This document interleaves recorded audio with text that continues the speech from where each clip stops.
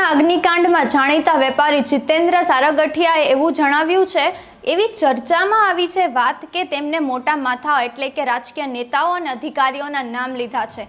જ્યારે આટલા મોટા અધિકારીઓના અને નેતાઓના નામ આવ્યા છે, મામલો વધારે ગંભીર બન્યો છે। જ્યારે બધા એ જ આશા રાખે છે કે એસીબી આ વસ્તુ પર નિષ્પક્ષતાથી કાર્યવાહી કરશે અને તપાસ પણ ઝડપથી કરશે। નમસ્કાર, ટકાટક મીડિયા સાથે હું હેમાંગી બા।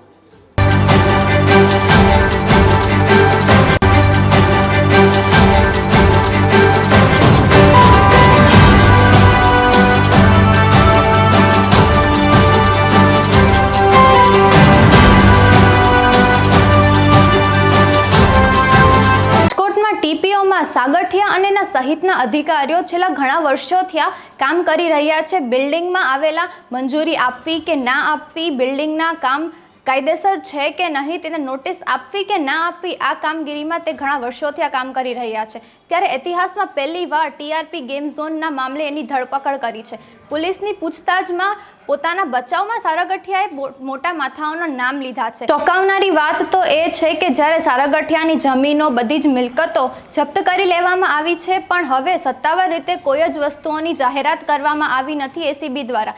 એસીબી બધી જ વસ્તુઓની તપાસ ગુપ્ત રીતે શરૂ કરે છે અને અત્યારે એની તપાસ પણ ગુપ્ત રીતે ચાલી રહી છે। ત્યારે હવે અંતમાં કોથળામાંથી બિલાડું નીકળશે કે સિંહ, એનું હજી કોઈ નક્કી નથી થયું।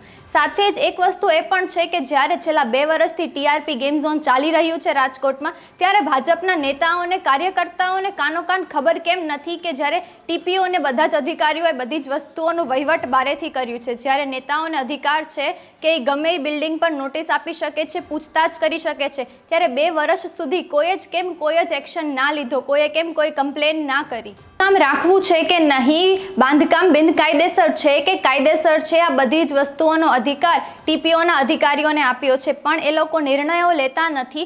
હર વખતે મ્યુનિસિપલના ઓફિસર્સ અને ટીપીઓના માર્ગદર્શનથી ડિમોન્સના કાર્યવાહી થાય છે અને નિર્ણયો લેવાય છે। જ્યારે રાજકોટમાં બીજી નોટિસ આપવામાં આવી હતી તો બાદ કોઈ કાર્યવાહી કેમ ના થઈ? કોઈ ભલામણ રહી હતી કે કોઈ વહીવટ થયો હતો, તેની તપાસ કરવી જોઈએ। અને સાથે જ રાજકોટ અગ્નિકાંડમાં આગળ શું થશે એ આશા રાખીએ છીએ કે એસીબી પોતાનું બધી જ કાર્યવાહી, બધી જ તપાસોમાં નિષ્પક્ષ રહે અને જેટલા પરિવારોએ પોતાના સ્વજનો ગુમાવ્યા છે, બધાને જ ન્યાય મળે। નમસ્કાર।